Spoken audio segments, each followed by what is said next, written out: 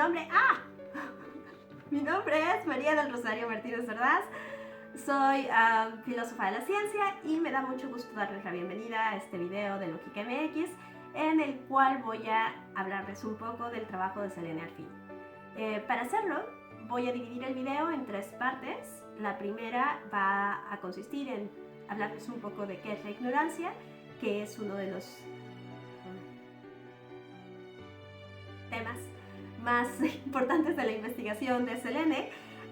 Luego de eso voy a pasar a hablarles de Selene y de su obra, y por último voy a hacer algún comentario sobre qué creo que podría ayudarnos a hacer un poco más incluyentes nuestros ambientes académicos. Dicho eso, pues vamos a hablar sobre ignorancia. ¿Qué quiere decir ignorar algo? Esta es una pregunta súper importante en la filosofía, pero sobre todo en la epistemología. No solo en la epistemología en general, sino también últimamente en la epistemología de la ciencia. ¿Por qué es tan importante? Porque todos experimentamos ignorancia y tal vez todos ignoramos, no, y sin duda, todos ignoramos más de lo que sabemos. Entonces, Rescher tiene de hecho, tiene un libro muy chiquito sobre ignorancia y empieza diciendo exactamente eso, que la mayoría de las cosas del mundo las ignoramos y no podemos decir nada como positivo sobre nuestro estado epistémico sobre ellas. Entonces, en la mayoría de los casos somos ignorantes y solamente en casos muy raros tenemos conocimiento o tenemos al menos creencias justificadas y en los casos más raros tenemos comprensión de lo que está pasando. Pero generalmente somos ignorantes. Eso hace que el fenómeno de la ignorancia sea un fenómeno inherente a la naturaleza humana. Dicho esto, pues, ¿qué más sabemos de la ignorancia? Los epistemólogos han caracterizado la ignorancia de manera negativa, es decir, haciendo alusión a lo que no es. Y la ignorancia, pues, ¿qué no es? Básicamente no es conocimiento. Esto, como la mayoría de la gente que estudia filosofía sabe, pues no es una estrategia muy eficiente, porque entonces estamos usando términos negativos para definir algo. Es decir, ahora sabemos menos qué cosa es eso, solamente sabemos qué cosa no es. Pero además de eso, estamos ocupando un término que es súper controversial en epistemología, ¿no? Que es el conocimiento. Entonces, dicho esto, uno podría preguntarse, bueno, ¿tiene algún sentido que los epistemólogos hayan caracterizado la ignorancia como lo que no es?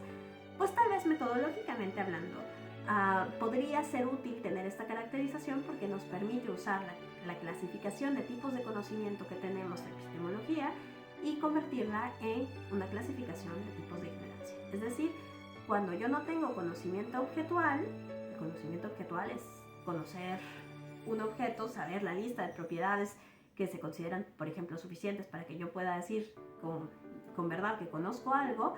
Y cuando yo no tengo este conocimiento, pues puedo decir, es que soy ignorante objetualmente de esto, ¿no?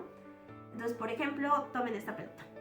Entonces, yo he agarrado esta pelota quién sabe desde cuándo, ¿no? Y ya más o menos como que sé su tamaño, la he medido, vi la etiqueta con la información de cuáles son los elementos involucrados en la producción de esto, etc. Entonces, digamos que tengo conocimiento de este objeto, ¿no? Tal vez no es conocimiento exhaustivo, pero tengo conocimiento del objeto.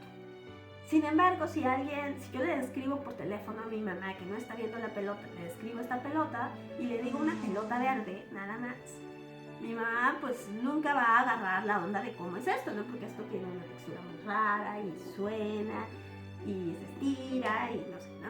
Entonces, no alcanza para que mi mamá sepa. ¿Qué es lo que podemos decir ahí? Que mi mamá es ignorante del objeto, que mi mamá ignora el objeto de esta pelota verde. Ahora, yo puedo tener conocimiento del objeto, pero no saber el procedimiento que se ocupó para traer esto al mundo, ¿no? Para producir este tipo de pelotas. Entonces, pero el señor de la fábrica que se encarga de diseñar el procedimiento, pues sí ha de saber el proceso. Entonces, esto también nos sugiere que, por un lado, así como tenemos conocimiento objetual y luego tenemos ignorancia objetual, también podemos tener conocimiento procedimental e ignorancia procedimental. Es decir, el señor sabe cómo se hace esta pelota, el señor de la fábrica, pero yo soy ignorante de ese proceso. También esto sugiere que la ignorancia coexiste de manera muy eficiente con el conocimiento. Yo puedo tener conocimiento de la pelota, pero no tener ni idea de cuál es el proceso que ayuda a que la pelota venga al mundo. Entonces, parece que la caracterización de ignorancia como falta o ausencia de conocimiento, de hecho sí nos ayuda, al menos metodológicamente, a acercarnos de manera más fina al fenómeno de que es la ignorancia. Ahora, dicho esto, podemos ver, como resumiendo, podemos ver que la ignorancia, por un lado, es un fenómeno muy complejo, pero por el otro, tenemos algunas herramientas, filosóficamente hablando, que nos permiten acercarnos a desmenuzar un poco qué es el fenómeno. Sin embargo, cuando nos acercamos más y más y más, lo que vamos a descubrir es que en el caso de la ignorancia hay demasiados componentes interdisciplinarios que están en juego.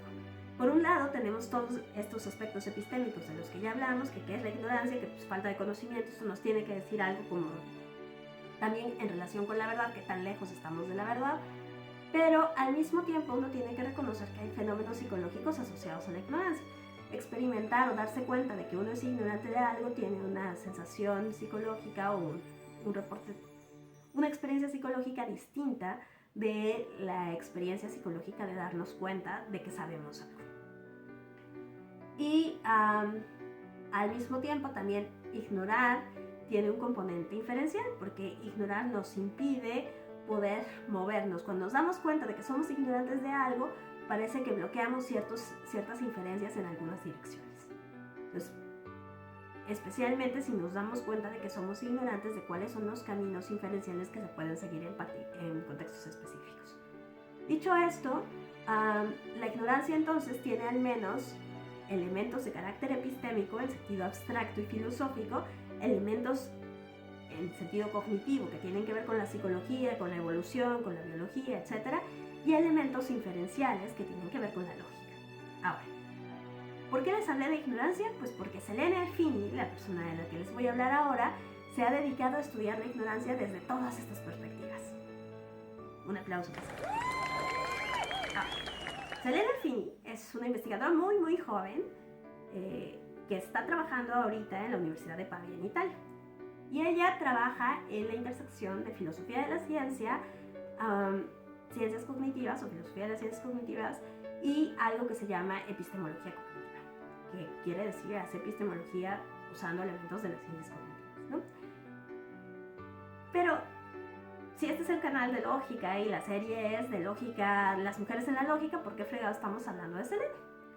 Pues porque aunque Selene no se crea o no se pueda o no se llame sistemáticamente a ella misma una lógica, yo estoy convencida de que sus contribuciones para el análisis de la ignorancia desde la abducción enriquecen mucho nuestra comprensión, la comprensión de los filósofos de la lógica, los epistemólogos de la lógica y los lógicos en general del abduccionismo. Entonces, ¿por qué digo esto? Bueno, pues ahí está. Selene se ha dedicado a investigar cuál es el papel que juega la ignorancia en el desarrollo de la ciencia. En particular, cuál es el papel que juega la ignorancia para el descubrimiento y la explicación científica.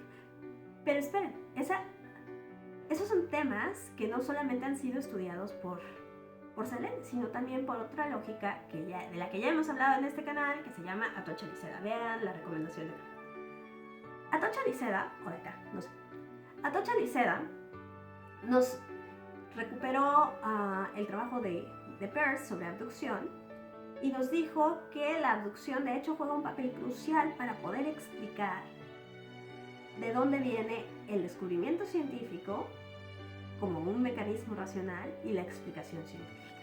Entonces voy a dejar un enlace a su libro en la descripción del video y les voy a básicamente resumir los dos puntos más importantes de esta contribución. Primero que nada, si uno revisa más o menos por ejemplo en Wikipedia, qué es la abducción, uno se va a dar cuenta que la abducción o el razonamiento abductivo o la inferencia abductiva o la retroducción es una forma de inferencia lógica que nos permite encontrar la conclusión más probable o la más simple que corresponda a un conjunto de observaciones o premisas.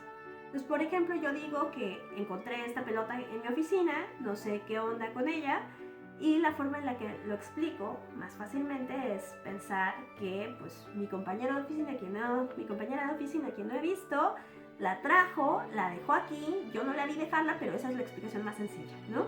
Porque solamente somos 2 personas en la oficina, porque quién más se va a meter aquí a traer una pelota, y porque, por ejemplo, en mi caso, las alternativas serían que por los aliens la metieron, ¿no? Porque tendrían que aparecer como mágicamente aquí, o una bruja la apareció, o alguna cosa absurda como una monja loca la trajo, ¿no?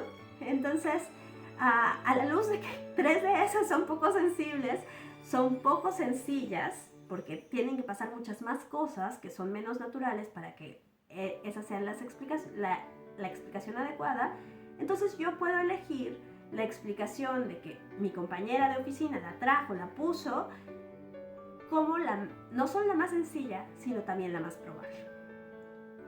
Entonces, eso es un razonamiento abductivo. Ahora, ¿cuál es el problema con el razonamiento abductivo? Que tiene la siguiente forma. Tengo P, que es esta pelota está aquí, y no tengo cómo explicarlo, entonces la manera de explicarlo es P, entonces Q, que es, si la pelota está aquí, pues quiere decir que mi compañera, perdón, es...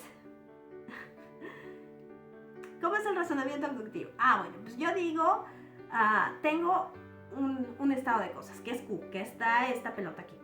Luego digo, ¿cómo es? Pero no tengo una explicación. ¿Cuál sería la explicación más sensata? Pues que mi compañera la trajo. Entonces, eso es P. Y voy a poner un condicional. Si mi compañera la trajo, entonces la pelota está aquí. Yo sé que la pelota está aquí, por tanto, voy a concluir que mi compañera la trajo. Pero esperen, eso tiene la forma P, entonces Q, Q, entonces P. Lo cual sabemos que es una falacia formalmente lógica, así que ¿de qué estamos hablando? Pues la abducción en realidad es un razonamiento que justo en su estructura formal podría parecer falaz, pero que tiene un mecanismo distinto del de la deducción. Por eso es que la estructura deductiva del argumento es falaz, pero la abducción no solamente es la estructura, sino es un proceso de ampliación de conocimiento. ¿Esto qué quiere decir? Que cuando paso de decir que estoy segura de que esta pelota está aquí, a decir que mi compañera la trajo, mi nivel de confianza tiene que disminuir con la segunda afirmación de con la primera, ¿no? Entonces, los razonamientos ampliativos generalmente nos dan más información, nos ayudan a generar nuevo conocimiento, pero tienen el problema de que también vienen con bajarnos la confianza, a diferencia de lo que pasa con la deducción. Bueno, ya hicimos esa pausa para explicar qué es la abducción. Ahora, ¿qué es lo que nos dijo Atocha sobre la abducción? Atocha en su libro de 2006 nos dijo que la abducción es un elemento súper importante para explicar tanto el descubrimiento científico como la explicación científica. Pero al mismo tiempo nos dijo, y esto creo que viene como en la introducción, nos dijo que parte importante de cómo entendamos la pregunta sobre cuál es el papel de la abducción en la ciencia va a tener que ver con cómo la fraseamos. Que generalmente cuando fraseamos una pregunta de este tipo, ya estamos metiendo, esta apariencia de la pregunta ya tiene supuestos ciertos marcos de referencia que vamos a ocupar para responder. Y entonces, en el caso de Atocha hace un trabajo que combina mucha filosofía de la ciencia y mucha filosofía de la lógica, y en el caso de Selene, el enfoque para resolver el problema de la ignorancia desde su relación con la abducción nos invita a revisar textos tanto de epistemología como de ciencias cognitivas, como de filosofía de la ciencia y como de lógica, incluidos los textos de Atocha. Ahora, ¿qué está pasando? Ya les hablé de ignorancia, de abducción y ahora ya no se sabe qué onda con los temas. Pues resulta que cuando Selene decide investigar qué es la ignorancia en la ciencia, cuál es el papel que juega, descubre que uno de los elementos más importantes de la ignorancia en la ciencia es su conexión con el razonamiento abductivo. La razón es muy simple. La mayoría de las veces que los científicos se descubren ignorantes de algún fenómeno, de alguna, como que tienen anomalías, es decir, pueden ver un fenómeno que sus teorías no explican, pueden predecir un fenómeno y resulta que no está ahí, etc. Cada vez que se descubren ignorantes, cada vez que descubren que su marco teórico les falla, deciden avanzar su investigación para resolver ese problema. ¿Y cuál es el mecanismo que subyace a esto? Pues la abducción. Porque están tratando de buscar hipótesis que rellenen mejor esos huecos explicativos o predictivos que tienen en su teoría o en su modelo. Dicho esto, una de las cosas más interesantes del trabajo de Selene es la reconstrucción de qué es el razonamiento abductivo en términos tanto epistémicos como cognitivos. Lo que Selene nos dice sobre la abducción es que en realidad tiene distintos componentes. El componente positivo, que es que nos ayuda a ampliar el conocimiento, ¿cómo le llama? Déjenme encuentro eso. Que es eficiente al momento de traer nuevas hipótesis a la discusión, y el componente negativo, que tiene que ver con su estructura falaz en términos de lógica deductiva clásica, pero que al mismo tiempo, su forma falaz, tiene un trait, un residuo, un espíritu de ignorancia importante. No solamente porque viene de la ignorancia, porque la abducción resulta que es una respuesta a la ignorancia, sino porque hereda el componente de ignorancia al momento en el que la hipótesis de que mi compañera la trajo tiene aún un rasgo de que tengo menos confianza en esa de la que tengo en la confianza de aquí está esta pelota.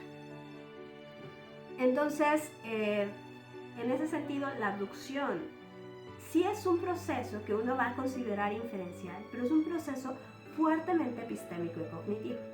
Y entonces la relación que existe entre la ignorancia y la abducción en las ciencias es extremadamente estrecha. Esta comprensión de cómo vamos a caracterizar la inducción en el marco que nos regala Selene es tal vez una de las contribuciones más importantes que podría los lógicos que piensan a la lógica como epistemología estar recibiendo. Entonces, ¿qué quiere decir pensar la lógica como epistemología? Cuando nosotros empezamos nuestra carrera de filosofía, generalmente la primera caracterización que escucha uno es que la lógica es una disciplina que nos ayuda a estudiar el razonamiento, que nos ayuda a distinguir entre los razonamientos buenos de los razonamientos malos, y que en este sentido se relaciona en algún aspecto con la racionalidad humana. Ahora, la abducción es una de las inferencias o uno de los patrones inferenciales más importantes del razonamiento humano, más que tal vez de las máquinas. ¿Y esto qué quiere decir? Que la confiabilidad de la abducción, de hecho, sustenta mucho de lo que creemos que es la confiabilidad del razonamiento humano en distintos contextos. Entonces, cuando Selene nos trae una visión más enriquecida de los componentes, tanto positivos como negativos, de la abducción, lo que nos está permitiendo, tanto a los epistemólogos como a los científicos cognitivos, es incorporar estos elementos inferenciales en nuestras narrativas de cuál es el proceso epistémico cognitivo que se sigue en los contextos de descubrimiento y explicación. Ahora, ¿qué es lo que nos ofrece a los lógicos? A los lógicos y los filósofos de la lógica que estamos dispuestos a ver el componente epistémico de la lógica y la racionalidad, nos permite ver cómo es que debemos enfatizar la herencia tanto de los elementos positivos como de los defectos de la abducción al momento de explicar el razonamiento abductivo. ¿Qué quiere decir esto? Parece que estamos heredando que no solamente estamos tratando de preservar cierto tipo de confianza o confiabilidad de nuestras hipótesis al momento de generar nuevo conocimiento o nueva información o hipótesis alternativas, sino que también debemos preservar cierto tipo de defecto, que es un defecto de falta de información. Entonces, esta ignorancia, la presencia de la ignorancia al principio del proceso abductivo, o lo que detona la ignorancia como el detonante del proceso abductivo, y la continuación de la ignorancia al final del proceso abductivo, parecen elementos súper importantes para poder explicar cómo es que tenemos abducción en las ciencias y cómo es que de hecho se comporta la abducción en contextos científicos y en otros contextos de la vida ordinaria, sin duda alguna.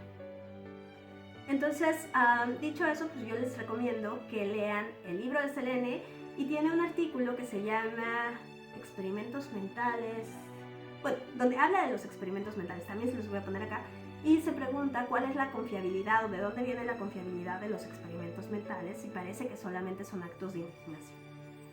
Y esa confiabilidad la va a heredar justamente de los procesos abductivos.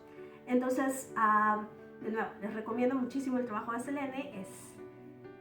Aunque no parezca que es de lógica, es algo que sin duda enriquece cualquier investigación de lógica que vea la lógica como epistemología y sin duda pues cualquier trabajo de filosofía de la ciencia alrededor de abducción, explicación, descubrimiento, etc. Dicho eso, voy a dedicar un minuto o algo así a decir tal vez lo que creo que podría ayudarnos un poco a tener una academia un poco más incluyente, especialmente cuando estamos hablando de filosofía de la lógica y lógica. Y este comentario lo voy a hacer como coordinadora de esta serie, porque Lógica MX ha hecho esta serie 3 veces ya y ha sido relativamente difícil encontrar personas que contribuyan a la serie, porque la mayoría de las personas, tanto mujeres como hombres, a los cuales les pedimos que nos ayuden a contribuir con un video, reportan no haber leído nunca a una mujer. Lo cual me parece poco probable. Y lo que creo que pasa es que muchas veces cuando estamos leyendo los textos de alguien, no hacemos un esfuerzo de ser conscientes de quién estamos leyendo el texto. No solamente si es una persona de determinado género, sino si es de cierta nacionalidad, si es de un grupo marginalizado, etc. Entonces, esto tiene el efecto de que cuando alguien nos pregunta o cuando tenemos que hablar sobre los autores que hemos leído y que de hecho tienen alguna influencia en nuestro trabajo, de repente no recordamos que si hemos leído mujeres, o que si hemos leído mexicanos, o que si hemos leído latinos, o que sí, y reportamos no haberlo hecho nunca. Y entonces, claramente, pues esto no nos ayuda a tener una academia más incluyente. Entonces, la sugerencia es que cada vez que leamos a alguien, pongamos atención mínimo para saber si es alguna autora, si es algún autor, si el apellido se parece al nuestro, si parece de nuestra nacionalidad, porque eso también puede ayudarnos a explicar mucho de tanto la tradición en donde se inserta esta persona, como de el alcance de sus contribuciones, ¿no? Por ejemplo, dónde van a ser recibidas, dónde puedo seguir más el rastro de esta persona, etc. Entonces, tal vez sin duda es un acto gentil que no nos toma mucho tiempo reconocer al autor como una persona y tratar de recordar su nombre para que cuando nos pregunten si tenemos alguna sugerencia, si tengamos. Y pues ya, felicidades a todas y a todos.